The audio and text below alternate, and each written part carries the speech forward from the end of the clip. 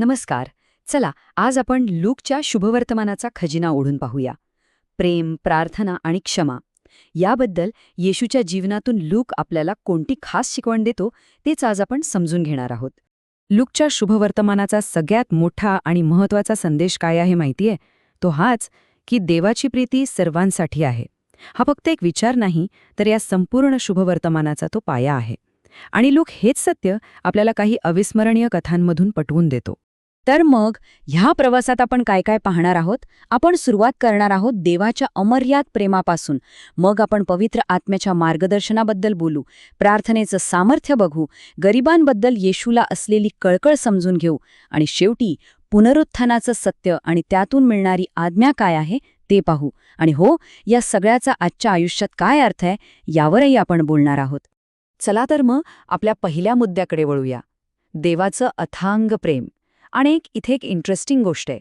Look आपल्याला काही अशा कथा सांगतो ज्या दुसऱ्या कुठल्याच शुभवर्तमानात सापडत नाहीत. याच कथांमधून देवाचं प्रेम किती विशाल आहे हे आपल्या लक्षात येतं. आठवते का चांगला शोमरोनी, हरवलेलं मेंढरू किंवा तो उधाळा मुलगा? ह्या सगळ्या प्रसिद्ध कथा. पण गंमत म्हणजे त्या फक्त आणि फक्त लूकमध्येच सापडतात. या कथांमधून लूकला काय सांगायचंय हे अगदी स्पष्ट आहे. क्षमा आणि प्रेम हे कोणा एकासाठी मर्यादित नाही. आणि यापेक्षा मोठं उदाहरण काय असू शकतं? विचार करा, क्रूसावर असताना येशू एका चोराला वचन देतो. हे वचन की तू आज माझ्याबरोबर स्वर्गात असशील. हे फक्त लूक आपल्याला सांगतो. याचा अर्थ काय? पश्चाताप करणाऱ्या प्रत्येकासाठी मुक्तीचे दरवाजे नेहमीच उघडे असतात. किती मोठी गोष्ट आहे ही. बरं, देवाचं हे प्रेम फक्त एक कल्पना नाहीये, ते एका शक्तीद्वारे काम करतं. आणि ती शक्ती म्हणजे पवित्र आत्मा. लूकने या पवित्र आत्म्याच्या भूमिकेवर खूप जास्त जोर दिला आहे, जो आपल्याला इतर ठिकाणी इतका दिसत नाही. अगदी सुरुवातीपासूनच पवित्र आत्मा ॲक्शनमध्ये आहे. बघा ना, योहानाला जन्मापासूनच शक्ती मिळाली, मरियेला देवदूताने वचन दिलं, स्वतः येशूने त्याच्या मार्गदर्शनाखाली काम केलं. आणि येशू तर म्हणतो की पवित्र आत्मा ही देवाने दिलेली सगळ्यात मोठी भेट आहे.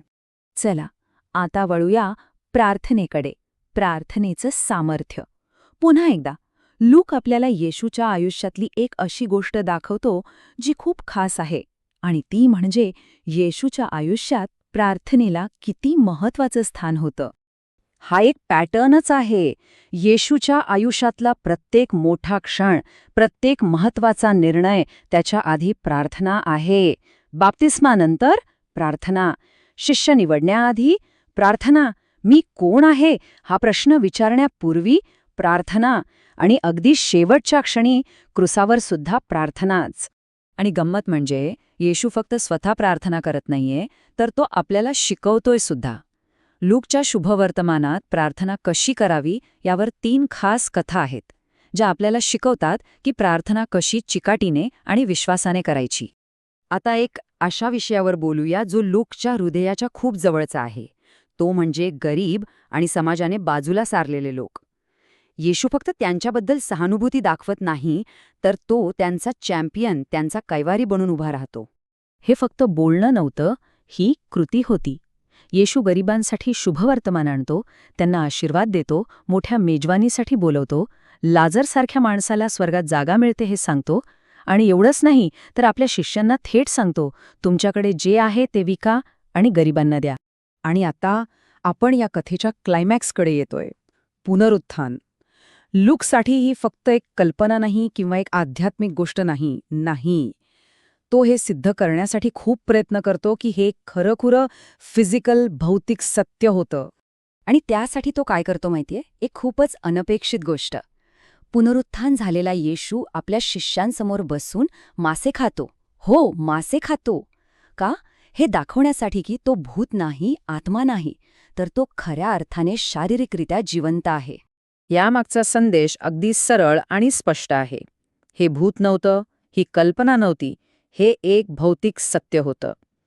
लूकला खात्री करायची होती की कोणाच्याही मनात शंका राहू नये की येशूने खरोखर मृत्यूवर विजय मिळवला होता.